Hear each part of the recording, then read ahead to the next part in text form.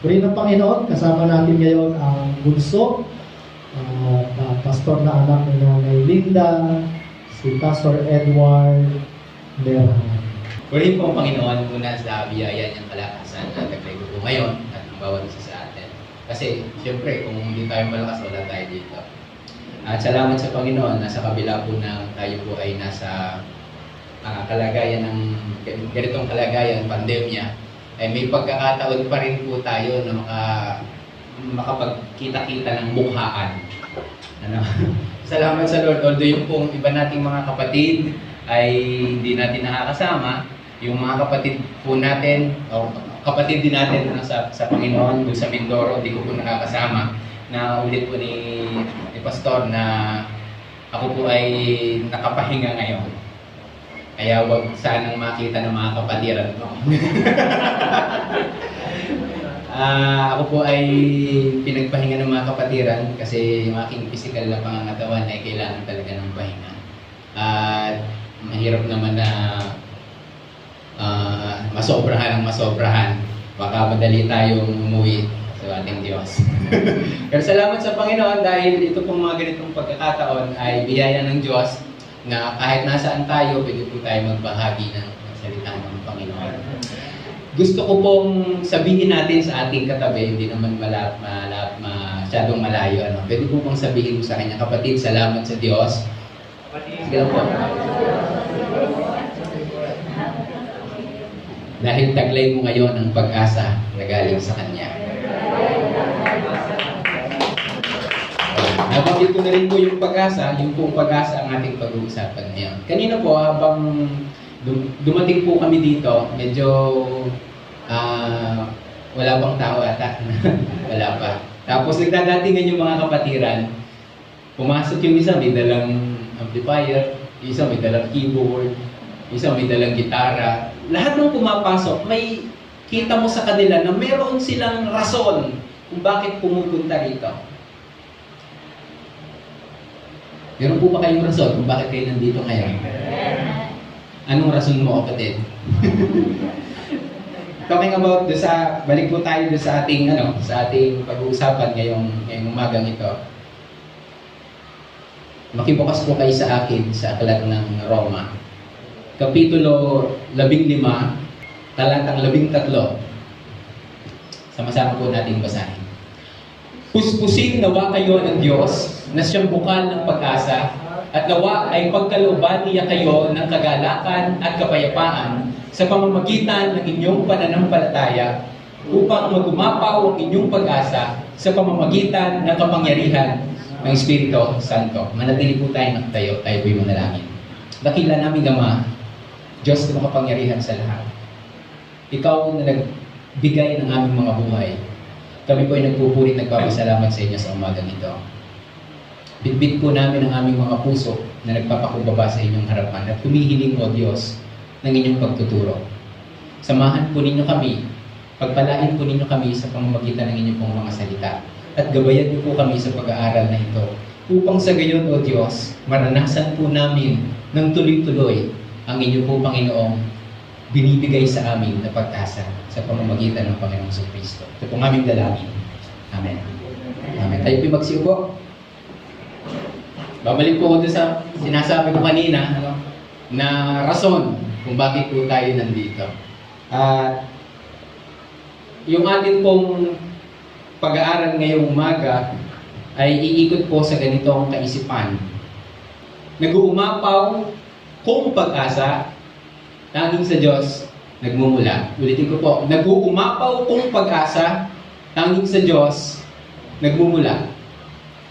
Pag-uusapan po natin itong pag-asa na ito na nag-uumapaw. At dalangin ko po ng bawat isa'y magtaglay ng nag-uumapaw na pag-asa. Tuloy-tuloy na nag-uumapaw na pag-asa kahit po sa ating pag-uwi. Sa pagpapatuloy natin sa paglakad bilang mga mananampalataya ng Panginoong Hesus. Ano po ba yung pag-asa na ito?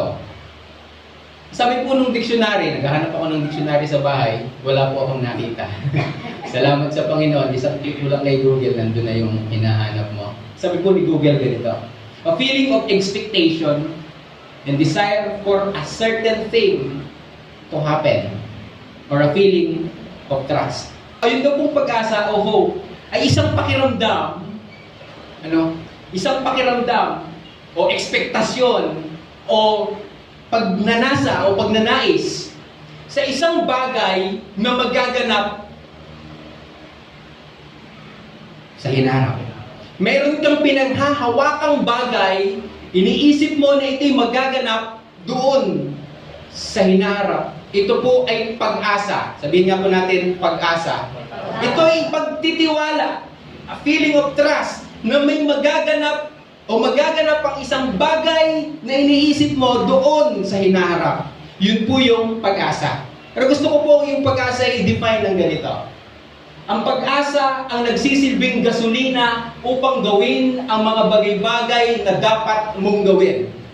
Kanina, matanong ko po yung mga may dalang yung mga instrumentalist po natin, mga kapatid po natin. Ang bawat isa sa atin na nagpunta dito, yung tanong ko po, ano po ang rason nyo? Bakit kayo narito ngayon? Naniniwala po ako, kaya po tayo nandito, kaya po tayo nakikinig ng salita ng Diyos ay dahil mayroon po tayong inaasahan. Mayroon po tayong pag-asa na pinanghahawakan. Kapag wala po ang isang tao na pag-asa, walang kabuluhan ang kanyang ginagawa. Bakit mo ginagawa ang iyong ginagawa kung wala ka namang inaasahan? Pag ito'y ginagawa mo, are you with me? Bakit po nagtatrabaho ang mga magulang natin? Bakit po si pastor pupunta dito, hindi naman linggo? Anong dahilan? Meron siyang inaasahan na sana matapos to. Pero sa ating po pag-uusap na yung gusto ko pong sabihin na yung pag-asa ay nagsisilbing gasolina natin upang gawin ang mga bagay na ating ginagawa. Lagi ko pong tinatanong sa sarili ko, bakit ko ba ginagawa ang aking ginagawa? Pinagpapahinga ko, nandito ako ngayon. Bakit ko ginagawa ang aking ginagawa? Because I believe sa kaibuturan ng aking puso, meron akong pinanghahawakang pag-asa. At yun po yung pag-uusapan natin sa ating pag-aaral ngayong umaga. Pangalawa, pinahihinto o pinaparalisa tayo ng kawalang pag-asa na gawin ang mga ipinagagawa sa atin ng Diyos o sundin ang kanyang kalooban. Naranasan nyo na po ba na alam mo may pinagagawa sa iyo ang Diyos pero hindi mo maihakbang ang iyong mga paa? Naranasan mo na po ba na may alam mong dinig na dinig mong may sinasabi ang Diyos sa iyo pero hindi mo maigalaw ang iyong mga kamay? Ano kaya ang dahilan kung bakit? At gusto ko pong ilagay sa ating isipan na kung nawawala yung pag-asa natin na yon, na pinanghahawakan, hindi po natin magagawa ang pinagagawa ng Diyos. Kaya napakahalaga po ng pag-asang ito na tinutukoy ko po dito. Para po mas palinawin pa po natin itong pag-asa. Ano ba gayong pag-asa ngayon, Pastor? Pumag-asa ka na ng pumag-asa dyan. Ano ba gayong pag-asa na yan? Okay, pag-usapan po natin yung talata na ating pong binasa kanina. Romans chapter 15 verse 13. Sikapin po nating himayin yung mga salita na bahagi po nitong mga talata nito. Ang Roma po ay sinulat ni Apostol Pablo sa mga taga-Roma. Ang dahilan po niya ay para ihanda po ang mga ito sa kanyang pagbisita dun sa lugar na yon. Kasi po si Apostol Pablo po, siya po ay abala sa ibang mga gawain para sa Panginoon sa ibang lugar. Ito pong aklat ng Roma ay sinulat ni Apostol Pablo para ihanda po yung mga kapatid upang kung siya po ay dumating sa lugar na yon, handa po yung mga kapatid. At ilan po pong mga bagay dito ang tinalakay po ni Apostol Pablo tungkol sa pakikipag-ugnay nila sa isa't isa. Siyempre, kabilang na po dito, ipaunawa sa kanila na bagamat sila'y mga hintil, sila po'y kabilang sa bayan ng Diyos. Puspusin nawa kayo ng Diyos na siyang bukal ng pag-asa. Pag sinabi po nating puspusin, anong ibig sabihin nito? Punuin. Hindi lang basta lamnan, pero punuin. Hindi lang sa bigyan, pero bigyan ng punong-puno. Ang sabi po, puspusin nawa kayo ng Diyos na siyang bukal ng pag-asa. Kayo, sinabi ko po yung kayo dyan, ang kausap niya po dyan ay mga taga-Roma. At kapag pinag-usapan po natin yung mga taga-Roma na ito, makikita po natin sa mga talataan sa Roma na sila po ay hindi Hudyo. Sila po ay kabilang sa mga Hintil. Salamat po sa Panginoon. Kasi po yung pagpapala po ng Diyos, yung pagpapala po ng Diyos na tinatamasa po natin ngayon, hindi po naman dapat nakalaan para sa atin. Yung kaligtasan po na gusto po natin o nararanasan po natin ngayon, hindi naman dapat ay para sa atin. Pero dahil sa katigasan ng ulo ng mga Hudyo na pinili ng Diyos sa simula pa lang, dahil sa kanyang kasaganaan, yung kagandahang loob niya, sobrang saganang pag-ibig, tayo po'y napabilang sa kaligtasan iyon. Sabi mo sa katabi mo, kapatid, ikaw ay hintil. Pero kabilang ka sa bibigyan ng Diyos ng pag-asa. Amen? O puspusin nawa kayo ng Diyos. Para lang po malinaw, ito po, ang kausap niya po yung mga hintil. Puspusin nawa kayo ng Diyos na siyang bukal ng pag-asa. Ang tanong, itong pag-asa na ito, ay saan ba natin kinukuha? Alam po natin, bawat isa sa atin, meron po tayong mga inaasahan. Meron po tayong mga pinanghahawakan. Meron po tayong mga gustong mangyari sa hinaharap. Pero paano po natin mararanasan yung nag-uumapaw na pag-asa? Saan po natin ito hinuhugot? Meron pong dalawang klaseng pag-asa na pwede po tayong panghawakan. Una, yung pag-asang mula sa Diyos, tiyak. At yung pag-asang mula sa mundo. Unahin ko po yung pag-asang mula sa mundo. Lahat po ng inaasahan natin sa mundong ito, mga bagay na nasisira, naglalaho, hindi nananatili, at walang katiyakan. Sino pong single dito? Ako lang? Salamat sa Panginoon, hindi ako nag-iisa.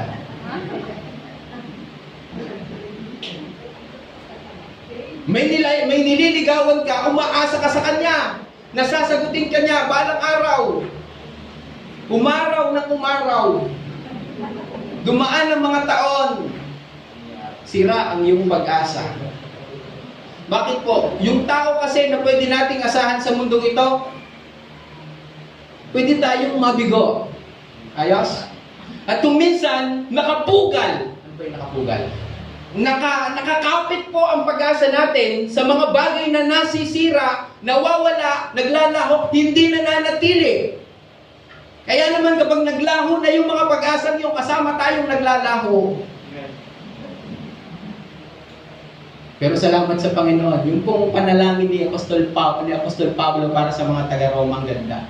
Sabi niya, puspusin nawa kayo ng Diyos na siyang bukal ng pag-asa. Yung sinasabi ko pong nag-uumapaw na pag-asa, saan ba ito mahuhugot? Sino bang pagmumulan nito? Walang iba kundi ang ating Diyos na buhay. Kapatid, saan ka humuhugot ng pag-asa? Dito sa mundong ito na nawawala, nasisira, maglalaho, o sa Diyos lamang na tanging source ng tunay na pag-asa na kailan ba'y hindi naglalaho. Ang sarap sabihin ng amen, tama? Pero pag binalikan natin ang ating mga sarili, kung minsan, napapasegue pa rin tayo dun sa mga nasisirang pag-asa sa mundo. Kung minsan sa tao pa rin tayo nagtitiwala. Sabi ng isang pastor, ibigay mo ng 100% ang pagtitiwala mo sa Diyos.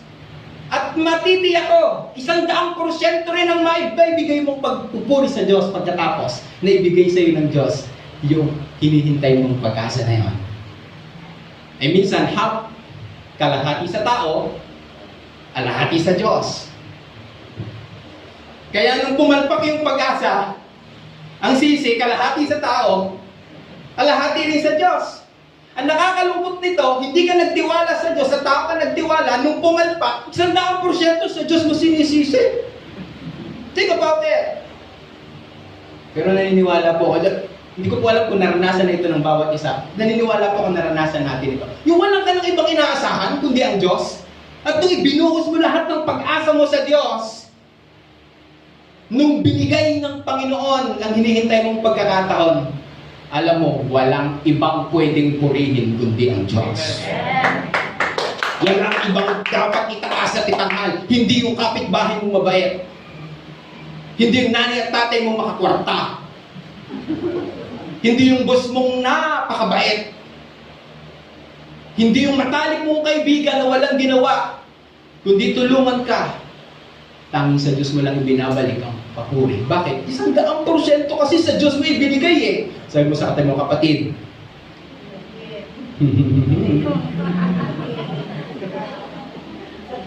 Okay? Salamat sa Panginoon. Ang gusto ni Pablo, ang kanyang panalangin, puspusin nawa itong mga kapatid na ito ng ano? Ng Diyos, ng bukal ng pagpapala. Yung maranasan nilang pagpapala hindi sa mundo, kundi mula sa Diyos. Amen? Purihin ang Panginoon. Ngayon, ang tanong, sabi po sa Hebrews chapter 6, tingnan po natin ito. Bakit kaya sa Diyos tayo dapat umasa? Sinasabi ko na kanina pa. Gayon din naman, pinagtibay ng Diyos ang kanyang pangako sa pamamagitan ng panunumpa upang ipakita sa Kanya o sa Kanyang mga pinangakuan na hindi magbabago ang Kanyang layunin. 18, hindi nagbabago at hindi man lang nagsisinungaling ang Diyos. Pag sinabi ng Diyos, sinabi niya. Pag sinabi ng Diyos, oo, oo. Ang Diyos ay hindi tulad ng tao na pag sinabi ng tao, oo, kinabukasan na hindi. Hindi po umilit. Nakakalaas ang buwes. Nanonood po natin? Kasi ang Diyos lang talagang makapagbibigay ng 100% kasiguraduhan na yung ating inaasahan na ipinangako niya, ibibigay niya. Hindi nagbabago at hindi po sinungaling ang Diyos tungkol sa dalawang bagay na ito. Ang kanyang pangako at sumpa. Ano po yung siguradong Diyos, hindi siya nagsisinungaling? Pangako at sumpa. Sabi nung kanta, pasumpa ka pa. Sinungaling ka. Pero ang Diyos, hindi sinungaling. Siya po'y totoo sa kanyang sinabi. Siya po'y totoo sa kanya pong mga pangako. Anong pangako mga kapatid ang pinanghahawakan mo ngayon? Pag-asahan mo kapatid, ang sinabi ng Panginoon sa kanyang mga salitang ito. Siya ay hindi sinungaling. Kaya tayong nakatagpo ng kanyang kalinga at ay panatag ang loob na umaasa sa mga pangako niya. Hindi pa man dumadating yung inaasahan mo sa Diyos, sabi diyan, ikaw ay panatag ang loob. Bakit? Ang Diyos ang nangako. Ang problema lang, sa Kanya mo ba hinuhugot ang iyong pag-asa? Sa Kanya mo ba isinasandig ang iyong mga pag-asa? Ngayon, sabi ni Pablo, ang mapuspos nawa kayo yung pag-asa na yun, nagaling sa Diyos. Ang tanong, paano tayo makararanas na nag-uumapaw na pag-asang yon galing sa Diyos? Paano tayo makakaranas dito? Meron pong dalawang bagay siyang binanggit dito. Dalawang bagay na napakahalaga, napaka-importante para maranasan natin ang tinatawag na pag-asa. Ano po yun? Una, yung kagalakan at kapayapaan. At nawa ay pagkalooban niya kayo ng kagalakan at kapayapaan. Hindi mo pwedeng alisin ang kagalakan at kapayapaan sa pag-asa. Silang tatlo'y laging magkakasama. Actually, ito pong kagalakan at kapayapaan ay mga bagay na sangkap upang mabuo ang pag-asa. Pwede po ba nating sabihin, umaasa ako talaga sa Panginoon, kaya nang takot na takot ako. Yung elemento pong ito, itong dalawang ito, napakahalaga. Ano po yan? Una, kagalakan. Dinipain ko po yung kagalakan ng ganito. Estado ng puso na may kapayapaan sa anumang sitwasyon o karanasan sa buhay. Isinali ko po dyan yung kasiyahan. Kasi kung minsan, yung mga tao, kahit mga Kristiyano na, kahit tayo po mga Kristiyano, Nami-misinterpret po natin tong dalawang ito. Marami po gustong maging masaya. Sino po dito ayaw maging masaya? Pwede nang umuwi. Gusto ko maging masaya, siyempre. Kaya nga ako lumalaban sa pandemic na ito eh. Para lang sa aking pamilya. Para sa aking minamahal. Para sa aking mga kapatid sa pananampalataya. Ano yung kasiyahan? Ang kasiyahan ay estado ng puso na natutuwa dahilan sa mabuti o dahil sa mabuti o magandang karanasan sa buhay. Masaya po tayo siyempre kapag maganda ang karanasan. Happy po tayo kapag may happenings. Amen? Pero kapag bad yung happenings, masaya ka pa rin? Hindi. Huwag tayong magsinungaling. Kahit Kristiyano, nalulungkot din. Amen? Pero iba po yung kasiyahan sa kagalakan. Hindi sinabi dyan ni Pablo na bigyan kayo ng kasiyahan. Bakit? Madali lang ang kasiyahan. Naalala ko po yung kaklase ko nung college ko, nag-aaral pa po ako. Criminology student po kami. Yung teacher namin nagtanong, ano ang mas masakit? Physical abuse o emotionally abuse? Sabi nung klase, ma'am, ako po. Sabi nung mga klase, sige, Mr. Magmanlak po, baka nanonood si Mr. Magmanlak. Sabi niya, ma'am, para sa akin, mas masakit po yung emotional abuse. How do you say so? Kasi po, ma'am, break ko lang Oo, totoo. Medyo mangiyak-iyak nga yung Okay lang sana naman kung sinampal niya ako dito eh. Pero dito mas masakit. Tumagot naman yung isa naming brusko sa klase. Mga pulis na sila ngayon. Hello sa inyo. Sabi ko isa, Mr. Makalala, anong mas masakit? Mas masakit, ma'am, yung mga future police eh. Titikas eh. Mas masakit, ma'am, yung physical abuse. Bakit? Kasi, ma'am, halimbawa, putol yung kamay mo. Ano ngayon, kung binray ka ng girlfriend mo, pasok ka lang ng Jollibee. Ha? I mean, pag binray ka ng girlfriend mo, okay lang yun. Mag-girlfriend ka ulit. Okay lang yun. Masaya ka naman. Pero kapag putol ang kamay mo, kahit pumasok ka sa Jollibee, paglabas mo, hawa ka naman, putol pa ng kamay mo. Mas masakit yun. Anong gusto ko pong ipunto, mga kapatid? Yung kasiyahan ay nakadepende sa karanasan natin. Pero yung joy po na sinasabi dyan ni Apostol Pablo ay yung may kakayanan po tayong makaranas ng kapayapaan sa kabila ng mga hindi inaasahan o hindi natin gustong karanasan. Naranasan niyo na po bang maging magalak o may kagalakan kahit na walan ka ng trabaho?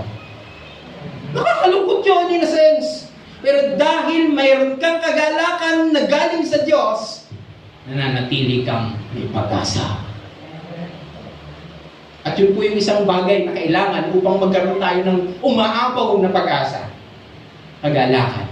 Pangalawa, kapayapaan. Sabi nung sa iba, peace, shalom. Sabi po nung diksyonaryo, yun pong kapayapaan ay ganito ang kahulugan. Completeness or fullness, harmony.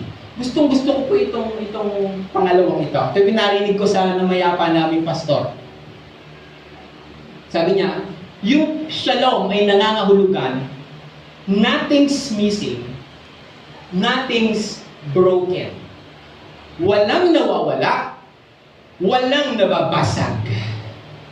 Marahil kita ng iyong mata, wala. Kita ng iyong mata, basag. Pero kapag may kapayapaan ka, parang walang nawawala, walang nababasag. Anong ibig kong sabihin? Maalala po ninyo yung talata, hindi ko na po nilagay dito. Philippians chapter 4, verse 6 and 7. Nasabi po doon, huwag kayong mabagabag sa anumang mga bagay. Sa halip, hilingin ninyo ang inyong kailangan sa pamamagitan ng panalangin may pasasalamat at ang di malirip na kapayapaan. Ang definition po ng kapayapaan doon ay hindi malirip. Sa ibang salin po, hindi kayang unawain ng tao na kapayapaan. Pero ganon. Naranasan niyo na po ba yung kapayapaan na hindi kayang unawain ng tao? Lagi ko ito sinasabi sa mga kapatid. Mga kapatiran po kasi, doon sa Mindoro, napakasisigla po nila. Yung mga katutubo po natin, yung mga katutubo, kahit po isala sa timing, basta nakanta yan. Meron po ako napagtanto, tagal ko na po doon, 7 years na po ako na pauli-uli. Punta ako sa main, punta ako sa kanila, punta ako sa main, punta ako sa kanila. 7 taon, magwawalong taon na yata. Ako medyo mahilig din ako kumanta eh. Sabi ko kapag pupunta ako doon, at mag-aawitan kami, hindi kami magkapanapanabay. Chorus na ako, sila verse pa lang. Matindi. Ginawa ko na lahat. Yan ginawa ko, kinakailangan, sala ko para tumama sila. Halimbawa, G. Magko-chorus na. Kailangan nauna ka na para sakto sila. Ang tindi. Pero alam niyo, ang saya pa rin nila. Wala silang pakialam kahit sintonado sila o kung salasala sila sa timing. Basta alam nila, nagpupuri sila sa Diyos. Sabi ng isang katutubo doon, mga kapatid, ganito. Pumunta po sa amin. Sa amin po yung mga magyan bumibisita sa bahay. Nakakahiya. Sila pa nabisita sa bahay. Yung dalawang mag-asawang ito, sila po ay sanay na maglalakad, yapak. Siguro layo ng bahay nila. Alam niyo po yung Ubers? Hanggang dito. Yan, mga gano'n. Yung daan. Daanan nila yung daan. Yapak po sila. Napansin ko, sabi ko, Tati Berto, bakit wala kang tsinelas? Sa init ng kalsada, just try to imagine summer nun. Magaling kung kung basa yung daan. Hindi eh. Semento. Naisip ko ninyo maglakad ng gano'n? Sabi ko, huwag po kayo maalis at bibigyan ko kayo ng sanilas. Ano yung sanilas? Slip-off. Pag ebot kong gano'n, sabi nung mapasawag na. Hindi po ito bago, alam ko, pero mag-chinelas kayo. Sabi nung katutubo, huwag na, sa inyo na lang yan. Nakasayos ako ng yapak. Alam niyo po kung bakit? Kaya pala mas okay sa kanya yung yapak. Kasi kapag nag-chinelas siya, di ba disipit, naiiwan. Kasi yung kanyang paa, hindi na halos lumiliko sa sobrang kapal ng kalyo. Kaya hindi, anong ginawa? Dinampot din yung chinelas, kasi nilagay sa bag, naglakad pa uwi, yapak. Sa akin, hindi ako mapapayapang ako iyapak maglalakad. Pero siya bakit payapang-payapa? Yung mga iba nababansagang mga born again na yan, mga baliwi kaya. Bakit? Kasi, kilala ko ika yun. Ang dami problema ng taong yun. Ay pag nandun, nakikita ko yung bukas pa naman yung bintana, hindi pa gawa. Pag palakpak. Ay, kilala ko yan, kapit-bahay ko yan eh. Ang dami problema niyan. Hindi po nakita ko dito ang tuwa pag nandun sa loob ng simbahan. Mayroong kapayapaang hindi kayang unawain ng tao. Ang taong ang pinaghuhugutan ng pag-asa ay ang Diyos. Amen. Sabi mo sa iyong katabi ko may katabi. Sabi mo sa kanya, kapatid, peace be with you.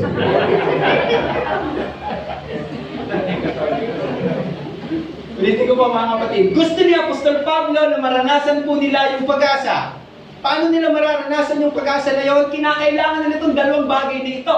Kagalakan at kapayapaan. Hindi mo po pwedeng ihiwalay yan para magkaroon ka ng pag-asa. Ang tanong, Pastor, paano kung magkakaroon niyang kagalakan at kapayapaan na yan? Sabi po natin. At nawa ay pagkaluban kayo ng kagalakan at kapayapaan sa pamamagitan ng inyong pananampalataya. Ulitin ko po, sa pamamagitan ng inyong pananampalataya. Kung minsan ang kagalakan at kapayapaan, akala natin makukuha natin sa mga bagay na present. Pero yung kapayapaan at kagalakan ito ay mararanasan natin sa pamamagitan ng pananampalataya. Ano ba yung pananampalataya? Ang pananampalataya ay pagkapit o malakas na paniniwala na mangyayari ang bagay sa inaharap. Parang kahawig din ng pag-asa. Pero gusto ko pong ilinawin sa bawat isa. Ano ba yung tinutukoy na pananampalataya dyan? Pag bumalik po tayo dyan sa Romans chapter 15, verse 7, babasahin ko po, ito po yung sabi. Hindi ko na po inilagay dyan. Kung paanong kayo'y malugod na tinanggap ni Kristo, tanggapin ninyo ang isa't isa upang mapapurihan ng Diyos. Sinasabi ko ito sa inyo, si Kristo'y naglingkod sa mga Hudyo upang patunayang ang Diyos ay tapat at tumutupad sa mga pangako niya sa kanilang mga ninuno. 9. At upang ang mga hintil naman ay magpuri sa Diyos dahil sa kanyang habag. Amen? Tutuloy ko po yung pagbasa. Tulad ng nasusulat, kaya't sa gitna ng mga hintil, ikay aking pupurihin. Aawitan ko ang iyong pangalan. Sinabi rin, magalak kayo mga hintil, kasama ng kanyang bayan. At sinabi o muling sinabi, papurihan o magpuri kayo sa Panginoon. Kayong mga hintil. Inuulit-ulit po yung hintil. Lahat ng bansa ay magpuri sa kanya. Verse 12, sinabi ba ni Isaias, may isisilang sa angkan ni Jesse upang maghari sa mga hintil, siya ang kanilang magiging pag-asa. Yung tinutukoy pong pananampalataya dyan ay pananampalataya doon sa sinasabi ni Isaias na darating sa angkan ni Jesse. Ang tinutukoy po dito walang iba. Alam niyo po kung sino? Walang iba kundi ang ating Panginoong Hesus. Siya po ang kanilang magiging pag-asa. Tanungin ko po kayo, sinong pag-asa mo ngayon, kapatid? Ang pag-asa ng mga hintil na ito, tayo rin ay hintil at walang pagkakaiba. Siya po ay walang iba kundi ang Panginoong Hesus na ating pag-asa. Bakit? Sinabi ko po kanina, yung pusa ng kaligtasan ay hindi para sa atin. Mapapag-aralan po ninyo yan sa patuloy po ninyong pag-aaral ng salita ng Diyos. Sa pamamagitan ng kanyang mga lingkod, maaari po ninyo itong marinig. O maaari kayo po magsiyasat ng inyong salita ng Diyos, ng salita ng Diyos na nasa inyo. Hindi po para sa atin ang kaligtasan, pero salamat sa mayamang habag ng Diyos. Bakit? Dahil tayo po'y napabilang sa binigyan ng pag-asa. At ito po'y sinutukoy ngayon ni Apostol Pablo sa mga taga-Roma. Bagamat kayo hindi bayan ng Diyos, kayo mga hintil, makararanas kayo ng pag-asa ito na darating. At yun yung pinananampalatayanan ng mga taga-Roma. Hello? Alam niyo po mga kapatid, kasi yung pananampalataya, napakalawak. Lahat ng tao, pag tinanong mo, sila may pananampalataya din. Tama? Lahat ng tao may pananampalataya. Ang problema, anong kanilang pinananampalatayanan? Meron po lagi, narinig niyo yung two diagnostic question? Pag halimbawa, namatay ka ngayon, saan ka pupunta? Sasabihin ng isang Kristiyano na katatanggap lamang sa Panginoon sa Kristo, abay, sa langit. Paano mo naman nasabi na sa langit ka pupunta? Aba, lang. Mga kapatid, gusto ko pong bigyan ng diin ito na yung tinutukoy pong pananampalataya dito ay dapat malinaw sa atin. Hindi lang dahil sinabi ni Pastor yun alimutan ko na lang sa linggo yun Dapat ito na katitiyak tayo. Dapat alam natin ang ating pinananampalatayanan. Ako po ay bakit ko po ito sinasabi? Na-experience ko po, ako po ito, second year na po sa Bible School, may nagtanong sa akin. Nasabi sa akin yung ikaw ba itong ligtas na? Ligtas na ako. Bakit? Sumampalataya ako sa aking Panginoon sa Kristo. Sinampalatayahan mo? Ang karaniwang sagot kasi ganito tumanggap na ako sa Panginoon. Jesus, hallelujah! Sabi nung yun pala sagot ko, tumanggap na ako sa Panginoong Jesus. Sabi nung nagtatanong sa akin, tumanggap ka sa Panginoong Jesus o dapat ikaw ang tanggapin ng Panginoong Jesus? Amen. Tingala ako, ano? Pero hindi tinuro ni Pastor yun. Kapag hindi malinaw sa iyo, mawiwindang ka. Kapag nakarinig ka ng aral, bilis na bilis ka, pero iba sa aral na tinutukoy ng Biblia, ay hari ka. Kaya gusto ko pong laging sinasabi sa mga kapatid, sikapin po natin maunawa ang lubos ang ating kaligtasan. Ano ibig sabihin ng kaligtasan? Ang kaligtasan ay ang paglaya ng tao sa pagkakaalipin ng kasalanan at sa kaparusahan nito sa pamamagitan ng pananampalataya kay Kristo Jesus. Kailangang malinaw po sa atin yon. Dito po sa Roma na atin pong pinagbubulayan ngayon, sinabi po yan at ikinuwento po yan ni Apostol Pablo. Itinuro po niya sa mga kapatid. Romans 3:23, anong sabi? Sapagkat lahat ay nagkasala at walang sino mang nakaabot sa kaluwalhatian ng Diyos, patay tayo. Bakit? Sabi ng Romans 6:23, ang kabayaran ng kasalanan ay kamatayan. At ito yung dahilan kung bakit walang kagalakan at kapayapaan ng tao. Dahil wala silang kapayapaan at kagalakan ito, hindi nila ito natatanggap. Wala na silang pag-asa. Pero salamat sa Panginoon, 6:23, subalit ang kaloob ng Diyos ay buhay na walang hanggan. Paano? Sa pamamagitan ni Kristo na ating Panginoon. Amen? Kaya po tinutukoy dito ang pananampalataya, walang iba kundi ang Panginoon. Pananampalataya sa Panginoong Jesucristo. Romans 5:1-2. Sapagkat napawalang sala na tayo sa pamamagitan ng ating pananampalataya. Amen? Amen? Amen. Sa katabi mo kapatid, bayad ka na. Parang may utang ka pa. Alam niyo po yun? Yung, alam mo naman, bayad ka na ni Jesus, pero parang wala kang kapayapaan, wala kang kagalakan, wala kang pag-asa, kapatid. Aminin natin kung ako po'y dumating sa ganung kalagayan. Sabi ko, bayad na ako baka sobrang lungkot ko.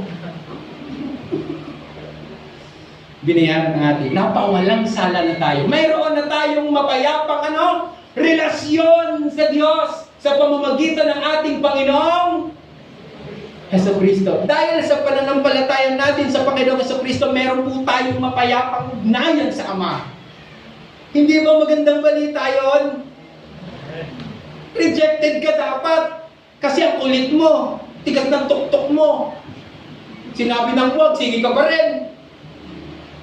Pero salamat sa Diyos, sabi natin kapatid kanina, sa kabila ng ating mga kakulangan, sa kabila ng ating mga minsang pagkukulang at pagkakamali, ang pagpapatawad ng Diyos ay minsan lang. At ito'y may panghabang pananambisa sa mga nagtiwala sa Kanya. Tuloy ko po yung pagbasa. Sa pamamagitan ng pananampalataya kay Jesucristo, pinamasa natin ang kagandahang loob ng Diyos at tayo'y nagagala! Hallelujah! Nagagala! Dahil sa pag-asang tayo'y makakabahagi sa Kanyang kaluwalhatian. Ito po yung tinutukoy na pananampalataya ni Apostol Pablo. Pananampalataya sa ating Panginoong Jesucristo. Tuloy ko po yung pagbasa. Saglit na lang po ako. Isang talata lang po yan. Manigsi lang po yan. Pero abutin po tayo ng 6 na oras. Hindi, biro lang po. Okay? So, babalikan ko po saglit. Nasabi po ni Apostol Pablo, puspusin nawa kayo ng Diyos. Gusto ng Diyos, bigyan niya tayo ng pag-asa sa Kanyang magmumula. Paano? Kung tayo mayroong kagalakan at kapayapaan sa pamamagitan ng pananampalataya. Pastor, mayroon naman akong pananampalataya sa Panginoong Yesus. Ang tagal-tagal na, 20 years na. Alam ko yung kaligtasan ko, pero bakit ganon? Parang wala pa rin akong kagalakan sa puso ko. Nararanasan niyo po ba minsan na parang nawawala yung pag-asa sa'yo? Ako po, aminin ko sa inyo, naranasan ko po. Uso po ngayon ng depression, anxiety. Nakakaya mga aminin, lingkod ako ng Panginoon. Dati-rati ayaw ko ipapatotoo ito. Pero naranasan ko po yung tinatawag na mild depression. Mild pa lang po yun. Na-diagnose ng doktor, na-diagnose sa akin. Hindi ko paniwalaan. Paano? Tiwala ko sa Panginoon. Wala akong depression. Mga wala lang pananampalataya, nagkakaganyan. Mali pala ako. Alam niyo po kung bakit? Naranasan ko po, ninumpog, gusto ko nang impog yung puno ko sa sahig, sa dingding. Sa dingding. Tinatanong ako ng doktor, kaya ang diagnosis sa akin is mild pa lang. Alam niyo kung bakit? Kasi kapag dating sa punto na parang sinasabi ng Diablo, yan, sumabit ka na dyan. Alam niyo po, hindi. Malakas ang Espiritu ng Diyos na nasa sa akin. At yun po ang pinagpapasalamat ko sa Panginoon. Ano yun? Nasa kabila ng mga ganitong struggle sa buhay natin, yung pong pag-asa na meron tayo sa Diyos ay po pwede pa rin nating panghawakan. Alam niyo po kung kailan tayo hindi umaasa? Sa panahon po ng kagipitan, nasa bingit na tayo ng isang paalam. Yung parang wala nang paano na. Nagde-develop po ito ng takot sa atin. At yung takot na yon, kapag po yan ay nakapaghari sa loob mo, kahit na gaano ka katatag, kaluluhurin ka niya. Pero salamat sa Panginoon, hindi tayo pinababayaan ng Diyos. Bakit kung kailan po tayo mahina, ako na wala kapatid, doon naman tayo lumakas. Amen? Dahil sa ating pong pag-asa sa Panginoon. Naranasan ko po yan. Pastor, bakit ganun? May pananampalataya naman ako Pero bakit ganun? Napapangibabawan pa rin ako ng takot, ng pangamba, ng alaala. Bakit po ganun? Basahin po natin yung sumusunod. Ang sabi po ng Panginoon, sabi ni Apostol Pablo dito, bigyan kayo ng kagalakan at kapayapaan sa pamamagitan ng inyong pananampalataya upang mag-umapaw ang inyong pag-asa. Ibig sabihin, kung meron po tayong kagalakan at kapayapaan sa pamamagitan ng pananampalataya natin sa ating Panginoon Jesucristo, tayo po'y magkakaroon ng mag-uumapaw na pag-asa. Bakit nga hindi? Bakit nga parang wala? Alahanin po natin, sa pamamagitan ng kapangyarihan ng Espiritu Santo. Yes, meron po tayong pananampalataya sa ating Diyos, sa ating Panginoong Jesucristo. Na-receive po natin ang banal na Espiritu sa ating pagkatao. Gusto ko pong bigyan ng diin ito. Yung Espiritu po ng Diyos na nasa sa atin, dahil sa ating pananampalataya kay Kristo, nandyan yan. Sabi mo sa katabi mo, nasa iyo ang Espiritu ng Diyos. Siya po ay nananahan sa atin. Ang sabi po ng Bible, John 14:17, He lives in you and will be in you. Kausap niya po dyan yung mga mananampalataya, yung mga disciple. Siya po ipaakyat na sa langit niya, sa Ama. Tapos ipadadala niya ang banal na Espiritu. Naalala niyo po yan? Yung banal na Espiritu po ay nananahan sa atin. Naniniwala po ba kayo nasa iyo ang banal na Espiritu? Kung nagdududa ka kapatid, mag-isip ka. Nandyan ang banal na Espiritu sa iyo. Bakit parang wala pa rin akong pag-asa? Nararanasan ko pa rin yung kawalan ng pag-asa. Romans 8:9, But ye are not in the flesh, but in the Spirit. Amen? If so, be that the Spirit of God dwell in you. Nananahan sa atin. Okay? Tuloy ko po. Iba po yung tinatawag na indwelling of the Holy Spirit doon sa sinasabing infilling of the Holy Spirit. Yes, meron ka ng banal na Espiritu. Ang tanong, napupuno ka ba nito?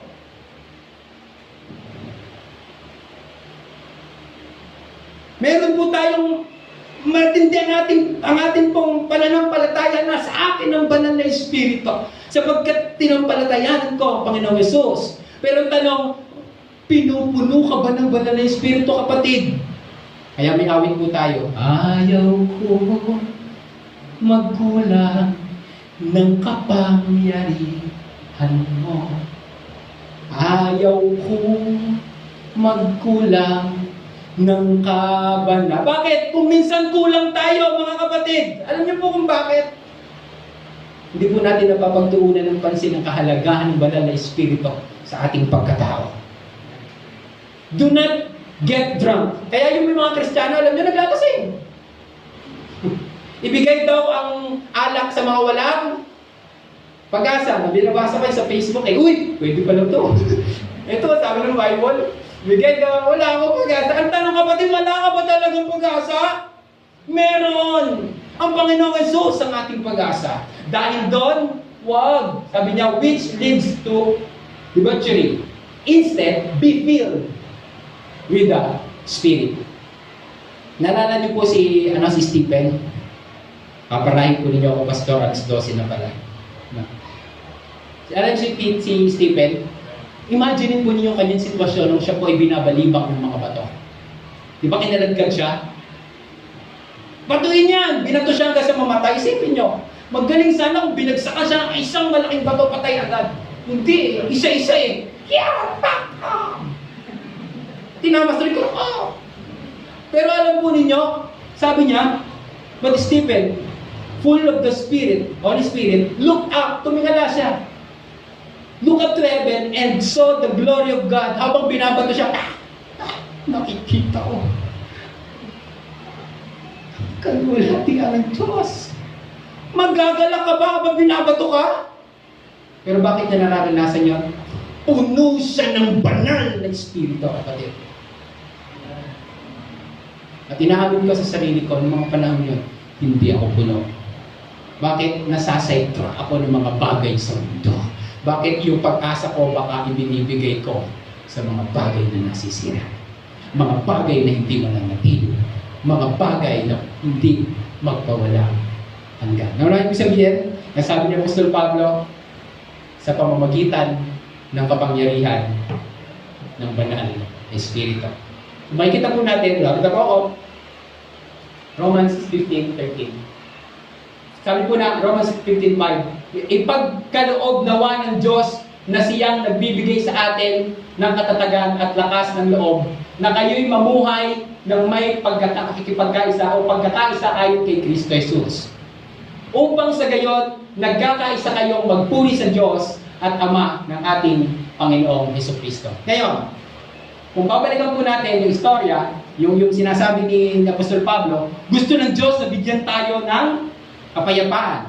Hindi lang basta kapayapaan, nag-uumapaw na kapayapaan sa pamamagitan ng ating Panginoon, pananampalataya sa ating Panginoong Hesukristo, dahil doon bibigyan tayo ng kagalakan at kapayapaan upang mag-umapaw ang pag-asa natin sa pamamagitan ng kapangyarihan ng Espiritu Santo. Nakita niyo po ba yan? Yung Trinity? Nais ng Ama, bigyan tayo ng nag-uumapaw na pag-asa sa pamamagitan ng pananampalataya sa ating Panginoong Hesukristo at sa pagkilos ng kapangyarihan ng Espiritu Santo. Kaya po yung aking pong itinitulo dyan, nag-uumapaw na pag-asa sa Diyos lamang nagmumula. Naunahan po natin, bakit? Kasi yung buong Diyos, yung buong persona ng Diyos, buong pagka-Diyos, ang siyang gumagana upang bigyan tayo nito. Hallelujah! Amen? Ngayon, kung meron na tayo nag-uumapaw na pag-asa, ano naman? Halimbawa si Brother Paulo. Brother Paulo, punong-puno ka ba ng pag-asa? Paano pastor natin malalaman na ako'y punong-puno na nag-uumapaw ng pag-asa sa aking buhay? Sabi sa ating mga kapatid, dapat halata. Amen? Uy, may pag-asa ako! Halata ba? Alam niyo, hindi na kailangang sabihin mo yan. Alam mo, puno-puno talaga ako ng pag-asa. Hindi na. Yung mga katabi mo, alam niya. Amen. Amen? Uy, kapatid, parang liwalas na mukha mo ngayon Parang yung problema mo pinag-pray natin, parang wala na. Hindi kapatid, problema pa rin yun. Salamat sa Diyos. Siyang nagtatagumpay sa bawat araw. Punong-puno ng pag-asa, dapat halata. Ano ang purpose? Bakit yun ang dalangin ni Pablo? Kasi dahil kung sa binasa ko kanina. Sabi niya, ipagkaloob nawa sa inyo ng Diyos, nagbibigay sa atin ng katatagan at lakas ng loob, na kayo'y mamuhay ng may pagkakaisa ayon kay Kristo Jesus. Upang sa gayon, nagkakaisa kayong magpuri sa Diyos at Ama ng ating Panginoong Hesukristo. Anong purpose? Bakit gusto niya magkaroon tayo nag-uumapaw na pag-asa? Upang sama-sama po tayong magpuri at magbigay ng karangalan sa ating Diyos na buhay. Kung wala po tayong pag-asa, para kang sasakyan na DT. Ano yung DT? Ditulak. Parang ang motor na DA. Ano yung DA? Diakay. Sabi mo sa katabi mo, hindi ikaw yun. Dahil pinuno ka ng pag-asa ng Diyos. Amen? Amen. Salamat po sa Panginoon. Ang nag-uumapaw na pag-asa o ang nag-uumapaw kong pag-asa kami sa Diyos nagmula. Pwede po ba natin sabihin ng sabay-sabay ito? Ang nag-uumapaw ng pag-asa kami sa Diyos nagmula. Panginoon, kulang po ang aming panahon upang mag-aral siya sa atin ang gusto ang iyong mga salita. Pero salamat po, Panginoon, sa taglay mong presensya, pangungusap. Naniniwala po kami, O Diyos, na sa pamamagitan ng mga salita mo ito po'y hamon sa amin upang magpatuloy sa kabila ng mga nararanasan namin, O Diyos, na pagsubok, alalahanin, mga problema sa buhay. Ito po'y makatutulong, Panginoon, upang kami magpatuloy sa paglilingkod, magpatuloy, O Diyos, sa paghakbang at pagtupad sa pinagagawa mo sa amin. Sapagkat ikaw ang siyang nagbibigay sa amin ng pag-asa upang gawin ang mga bagay na ito. Pinupuri po namin kayo at tinataas. Wala kaming ibang Diyos na pinararangalan. Ikaw ay buhay tulad ng inyong mga salita. Ikaw ay buhay na Diyos. Purihin po kayo sa ngalan ng Panginoon sa Kristo. Amen.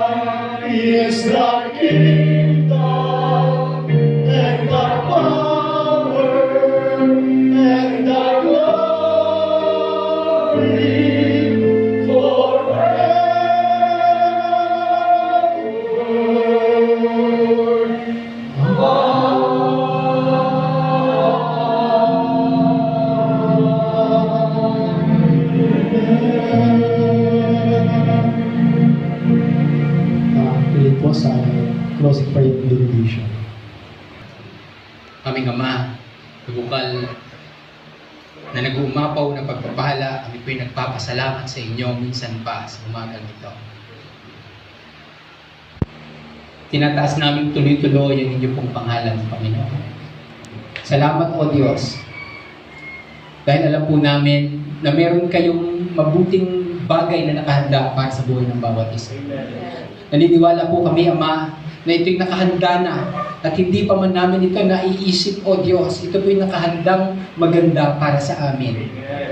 Panginoon, hindi lingid po, O Diyos, sa inyo ang pangangailangan ng bawat isang nandito. Ng mga kapatid, ng mga anak mo na nagtitiwala sa iyo. Sa iyo po, Panginoon, mayamang trono, kami po'y lumalapit at humihiling, O Diyos, na ikaw ang Ama na magpala sa buhay ng bawat isa sang-ayon sa kanilang mga pangangailangan. Ito man, Panginoon, ay pangangailangang material, pangangailangang pisikal, emosyonal na mga pangangailangan, O Diyos. Pangangailangan, Panginoong pag-iisip. Ganun din, O Diyos, lalong higit ang pangangailangang espiritual, naway igawad po ninyo ito, Panginoon, sa bawat isa. Panginoon, hindi po namin alam ang kani-kaniya, O Diyos, ng mga kalalagayan. Pero Ikaw na aming Panginoong Diyos ang nakaalam. At Ikaw ay hindi lamang marunong na Diyos. Ikaw ay magaling na Diyos. At alam mo, Panginoon, kung paano, O Diyos, kami papagpalain sa mga bagay, O Diyos, na aming Panginoong kailangan. Ama, Ikaw po ang umatagpo sa lahat-lahat ng ito. Hinihiling din po namin, Ama, na patuloy mo kaming gabayan ng pisikal naming pangangatawan. Panginoon, kami po'y naririto sa mundo. At alam po namin, Ama, na hindi po kami exempted, O Diyos, doon sa pwede, Panginoon, maranasan ng mga karamdaman. Pero sa inyo pong patnubay, sa inyong gabay at pag-iingat, humihiling po kami na kami iadya mo, O Diyos, sa mga karamdaman ito dito sa daigdig. Hinihiling po namin, Ama, sa inyong makapangyarihang pangalan, na patuloy mo kami, Panginoong, papagpalain ng pag-iisip na nakatuon sa inyo. Pagpalain po ninyo ang aming mga puso na walang iba, Panginoong, hanapin o itubok kundi kayo. Upang sa gayon, Panginoon, amin, O Diyos, maranasan ang daloy ng inyong biyaya, ng inyong pagpapala na hindi kayang unawain ng pag-iisip ng tao. Ama, salamat po dahil naniniwala po kami ang mga na bawat isa sa mga kapatid na ito, O Diyos, naniniwala po ako na Ikaw ay nagpala na. Humihiling po ako, O Diyos, sa kanilang mga pangangailangan na pang-iglesia. Ikaw ang Diyos na patuloy na tumugon dito. Ikaw ang Diyos na patuloy na kumatagpo sa kanilang mga hinihiling, O Diyos, sa panalangin upang mabuo ito, Panginoong templo na ito. Ama, salamat po dahil nakikita nila ang kanilang inaasahan sa inyo. Bagaman ito ay dito sa lupa. Panginoon, maraming salamat din, Panginoon, dahil Ikaw ang Diyos na patuloy nakakatagpo sa pangangailangang material at pinansyal ng bawat isa. Ang mga walang hanap buhay na nagnanais, O Diyos, na magkaroon, O Diyos, katagpuin po ninyo sila. Ikaw ang magbigay sa kanila, Panginoon, ng maayos at mahusay na trabaho at pagkakakitaan. Ganun din, Ama, pagpalain din po ninyo ang mga estudyante, ang mga mag-aaral, na sa kanila, Panginoong pag-aaral, sila may nasa kanilang mga tahanan o saan mang dako sila, O Diyos, nag-aaral. Ikaw ang patuloy, Panginoon, na gumabay sa kanila. At kung may mga guro sa mga kapatid na ito, Ikaw ang patuloy na mag-supply ng karunungan sa kanilang mga buhay. Ang mga magulang ay pagpalain po ninyo, O Diyos, na magiging mabuting ehemplo na tuloy-tuloy sa kanilang pong mga anak. At ang mga anak nawa, Ama, dalangin ko po na pagkalooban po ninyo, O Diyos, sila ng pagpapalang respeto, paggalang at takot, Panginoon, sa kanilang mga magulang.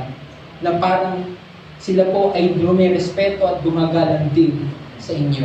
O Diyos, buklurin mo po ang bawat sambahayan ng mga kapatid na ito. Pagpalain po ninyo, Ama, ang bawat isa sa loob at labas ng kanilang mga tahanan. Ama, hinihiling po namin, O Diyos, sa inyong makapangyarihang pangalan na ang bawat gawain sa dakong ito ay lubusin mo, Panginoon, ang iyong pagkilos at ang iyong po, Panginoong presensya ay lagi nilang mararanasan. Ganun din, Ama, pagpalain po ninyo na mga kapatid na ito ay gagamitin mong tuloy-tuloy upang ang iyong, Panginoong, mga salita at ang iyong mabuting balita ay marinig ng hindi lamang iilan, kundi ng mga taong kanilang makakasalamuha. Dalangin ko, Ama, na mga kaluluwa sa lugar na ito ay dadalhin mo at sila po'y makatitiyak sa inyo po, Panginoong pangako na kaligtasan. Ama, pinupuri po namin kayo, pinasasalamatan. Dinala mo kami ng maayos sa lugar na ito. Ang hiling po namin sa amin pong pag-uwi sa kanyang tahanan, kami po'y patuloy din po ninyong gagabayan. Sa inyo po aming papuri, ang aming pagsamba sa tanging pangalan ng aming Panginoong Jesus. Taas po namin ang aming ikan, kapatid po natin ang basbas ng ating Panginoon. Ang Diyos na bumubukal o sa Diyos na pinagmumulan ng nag-umapaw na pagpapala ang siyang magparana sa inyo ng mayaman niyang biyaya, kahabagan. Pagpalain niya kayo sa loob at labas ng inyong tahanan. Anumang tungtungan ng inyong mga paa sa lugar na iyon, naway kayo'y pagpalain. At kayo may gamitin na pagpapala para sa iba. Pagpalain ng Diyos ang inyong mga kamay na lahat ng mahawakan nito ay papagpalain niya.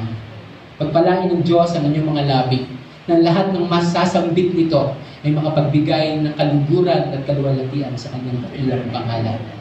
Sa kanya, ang kaluwalhatian, ang karangalan, sa kanya lamang nagmumula ang lahat mula noong una, ngayon, at magpakailan pa man.